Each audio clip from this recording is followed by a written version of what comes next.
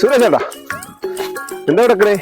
നമ്മളെ കോയില്ലടോ. ഓൻ പുഴയിൽ പോകുമ്പോ എന്തോ ഒരു സാധനം ഒളിപ്പിച്ച് വെച്ചിരിക്കുന്നു. അത് എന്താന്ന് അറിയില്ല. മയക്കുമരുന്നാണോന്ന് എനിക്ക് ചെറിയ സംശയം ഉണ്ടോ. കോയക്കായ മയക്കുമരുന്നോ? എവിടെ വെച്ച്? അവിടെയാണ് വെച്ചത്. അതാ എവിടെ സുരേഷേട്ടാ വെച്ച്? ഇവിടെയാണ് വെച്ചത്. എവിടെ? അതാണ് നോക്ക്, തുറന്നു നോക്ക്. എംഡിഎം ആണോ സംശയം. ചെലപ്പോ ആളാണ്. ഇത് ഫോണാണല്ലോ സുരേഷേട്ടാ. ഫോണാ ആ ചൂട്ട് വേറുണ്ടോ? ഇല്ല, ഇത് ഫോൺ തന്നെ ഉപരി വെച്ച്.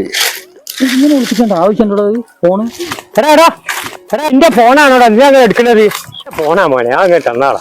അല്ല പോയെ, ഞങ്ങൾക്ക് പ്രാന്താണോ ഈ ചവലയിൽ എന്തിനാടെ ഫോൺ ഇട്ട് പോയത്? ഞങ്ങൾക്ക് പോരെ കൊണ്ടുപോയ പോരെ. ഒന്നാറ് സുരേഷ, പോരയിലേക്ക് ഫോണ് കൊണ്ടുപോയുള്ള വിവരം അറിയോ? ഒന്നാമത് സ്കൂള് കൂട്ടിയ സമയം ഇതാ മക്കളും എടുത്തേക്കാട്ട് അങ്ങോട്ട് കൈകാര്യം ചെയ്യും. എനിക്ക് എന്തെങ്കിലും ഒരു ആവശ്യത്തിന് ഈ സാധനം ചോദിച്ചാൽ പയറ് തരൂലാണ്. അതിനെക്കാളും വലിയ കാര്യം നല്ല എന്താ ഇവിടെ വെച്ചിക്കാട്ട് ഓഫാക്കി ഇവിടെ വെക്കുക.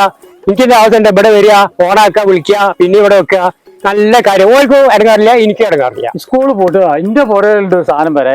ഫോണിക്ക് കിട്ടുകയില്ല. ഓല് കളിയോട് കളി, ആരെ വിളിച്ചാലും എടുക്കൂല, ഒന്നും പറയില്ല. അതിങ്ങനെ ഫോണിൽ കളിക്കുന്നേ. ഞാൻ അന്നേരം കച്ചറുണ്ടാക്കി എന്ത് കാര്യം? അതേ മയ്ക്ക് ചെയ്ത സമയത്ത് ഞാൻ ചെയ്യാൻ പോവുക. എവിടെയും കൊണ്ട് ഒളിപ്പിക്കുക, അതാണ് നന്നാകുക. ചേട്ടാ ഇനി എല്ലാവരും സ്ഥിതി ഇതൊക്കെ തന്നെ ആയിരിക്കും. കോയക്ക ചെയ്ത മാതിരി ചെയ്യേണ്ടി വരും. കാരണം സ്കൂള് പൂട്ടിയാ ആ ഫോൺ അവിടെ വെച്ച് കഴിഞ്ഞാല് ഓല എടുത്താണ്ട് കൊണ്ടുപോകും. പിന്നെ ആ ഫോണും തെരഞ്ഞ് നമ്മൾ നടക്കണം.